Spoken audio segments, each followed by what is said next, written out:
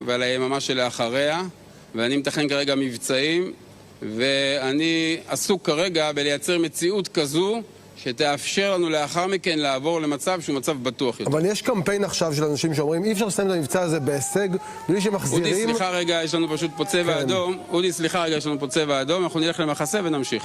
אלוף פיקוד דרום, תודה רבה לך, תתפוס מחסה. תישארו עם התמונה. אלוף פיקוד דרום, תודה רבה לך, תתפוס מחסה. תישארו עם התמונה. אנחנו רואים את אלוף פיקוד דרום, במהלך ראיון איתנו יש אזעקה בנתיבות, באזורי עוטף עזה, כמו שאתם יכולים לראות על המסך שלכם, אתם יכולים גם לראות את...